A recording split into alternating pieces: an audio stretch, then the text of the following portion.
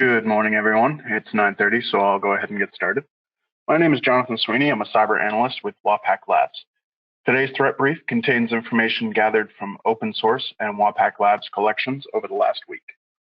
For the agenda today, we are going to briefly discuss recent reporting, open source and social media, 7 days of trending, including the latest APT activities, botnet activity, cloud security, blacklists, and keylogger activity. State Farm Insurance Company recently notified users of a successful credential stuffing attack against the company from unknown hackers.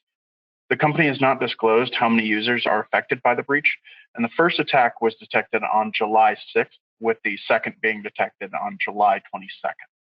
Although the company is not aware of any fraudulent activity committed with the confirmed credentials, the damage is yet to be determined. As a mitigation, State Farm has chosen to reset the password of all affected users.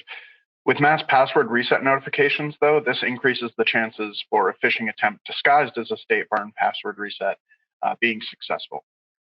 A report recently published by Akamai reported that 28 billion credential stuffing attempts were detected in just the second half of 2018 alone.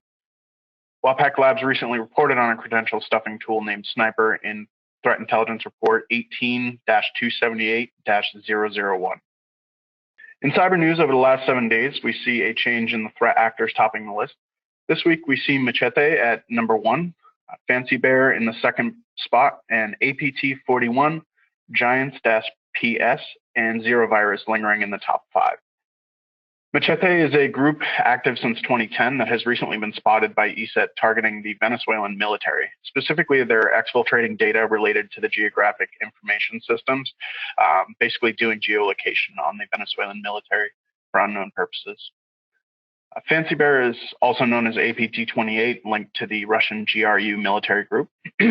APT41 is a Chinese-backed hacking group recently reported for conducting cybercrime and cyber espionage beginning in 2014.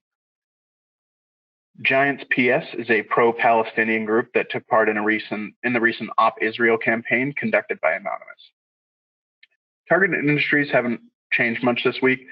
We continue to see finance and mortgage companies with the good housing market. IT and software companies also continue to be targeted. For malware this week, we see a bit of a mix-up. We have Veronikki, Spambot, and Clipsa, along with Clicker Trojan and Stuxnet is staying in the top 5. Veronikki is a Trojan which is known to collect recordings of victims' screens when websites such as pornographic websites are being visited. These are likely used for sextortion attacks, which we have reported on recently. Spambot is a Trojan that harvests credentials and email contacts to propagate the malware and spam. Clipsa is able to steal cryptocurrency via a clipboard hijacking attempt and mine currency after installing a crypto miner. Clicker Trojans, the generic detection for a Trojan used to commit click fraud. This has also jumped into the top 5 this week. Top cyber stories in social media and open source this week include a Pakistani man allegedly bribing employees at a company to unlock more than 2 million phones and plant malware on his company's network. In a move to increase bug hunting, Apple has raised its top bounty prize to $1 million. Also, 2 security experts disclosed a privilege escalation vulnerability in the Steam client for Windows that can be exploited by an attacker with limited permissions to run code with administrative privileges. This vulnerability affects approximately 100 million users. Last week, WAPAC Labs recorded approximately 1.4 million new indicators. These collections include our threat recon, keylogger, malicious emails, and our sinkhole traffic. The numbers on this slide show the indicators in their respective collections. These indicators are available to paid Red Sky Alliance members weekly, as well as our blacklists, which come in CSV, FortiSIM, and Proofpoint formats. These are the APT and botnet indicators collected over the last week. We had 383 unique APT indicators in the past 7 days. This amount is up almost 122 indicators from last week.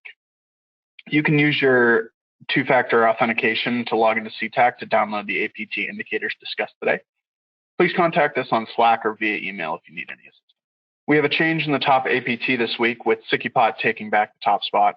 Maudi is up to second place with Tab Teng, Poison, and WECB APT indicators filling the following 3 spots. Botnet activity over the last 7 days remains pretty consistent with prior trending. 31 Jinrong Street and Chinese ASN Unicom are fighting for the top spot, while MT MPLS out of Morocco is in third place. The open source data regarding the top spot correlates pretty closely with the data observed in our collections. On the cloud security front, we see a shuffle of the top 3 high-risk environments. Microsoft is the highest risk cloud environment this week, with Peak 10 and Amazon not too far behind.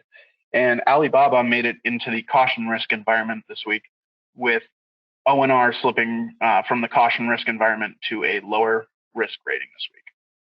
Our blacklists are published weekly. On the right-hand side, you can see some of our keylogger statistics. Last week, we observed 40,141 connections from unique IP addresses to WAPAC Labs sinkhole domains. Free Red Sky Alliance members receive Terraline products. Paid Red Sky Alliance members receive complete blacklist and API access. For members that are not set up to ingest intelligence, Trusted Internet is the managed security service provider, and we use Fortinet and Proofpoint products to push intel and defend customer networks. If you have any questions regarding the topics briefed today, please get in touch with us at info@wapaclabs.com. I want to thank all of you for joining us today, and we'll see you next week.